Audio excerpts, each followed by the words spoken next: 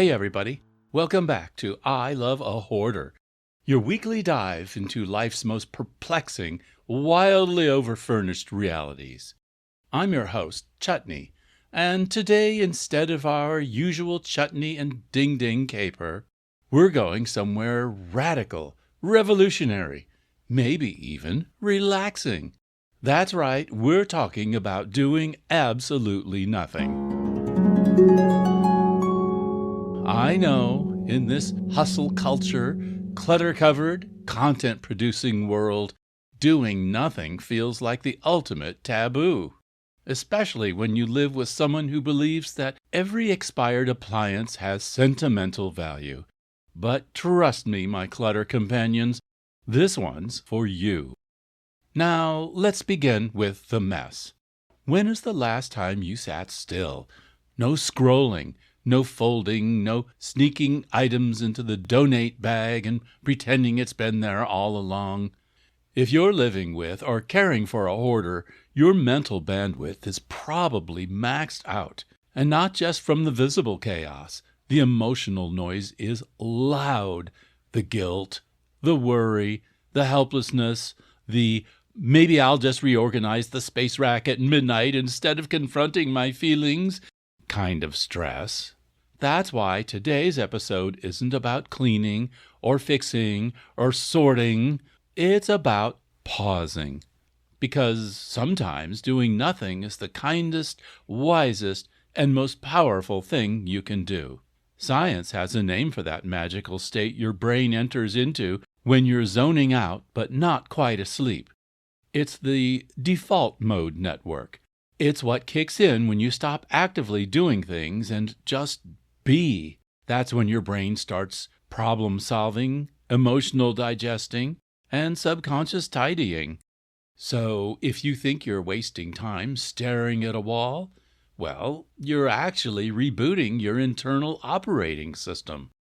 Meanwhile, Ding Ding just thinks I'm slacking.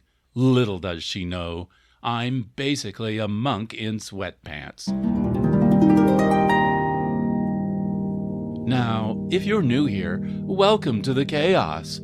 Ding Ding is my partner of 20-plus years and a hoarder of Olympic caliber, and we've figured out a system.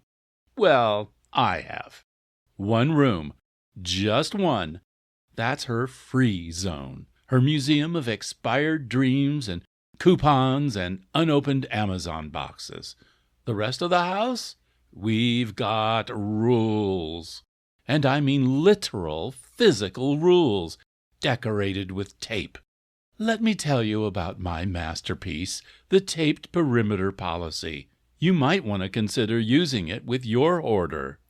I've used actual tape to mark off sacred, no-hoard zones in our house. The edge of the sink? Taped. Kitchen table? Taped. That little section of the counter where the coffee maker lives? Taped, baby. Cross the tape and your trinket disappears. And then there's the fridge. I've got a bright red line running across the inside.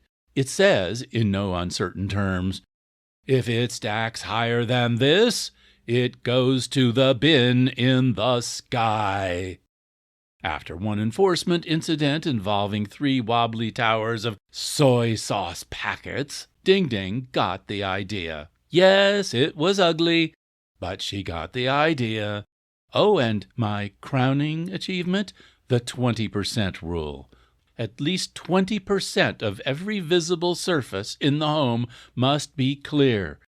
It's not minimalist, it's survivalist. And so, yes, while Ding Ding may hoard, I mark territory like a suburban raccoon with a ruler and a vengeance. So sure, we've had discussions about the importance of space in between objects being just as important as the objects, but in the end, it's the tape, baby. Now, the art of doing nothing when you want to do it all. Let's get real, shall we?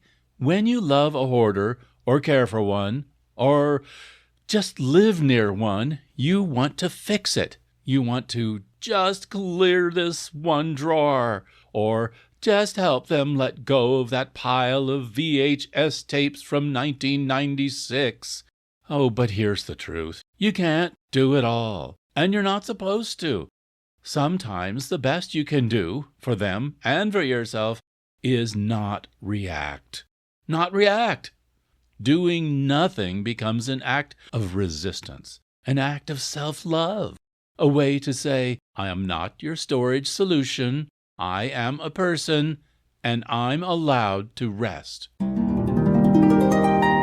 All right, so if you listen to this podcast, you know I have a rhythmomania, a fun little obsession with counting.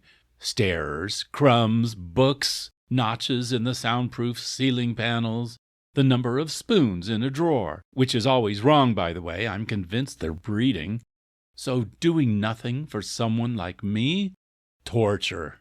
But when I stop counting, I start breathing. I stop being the inventory manager of my life. I become a person again.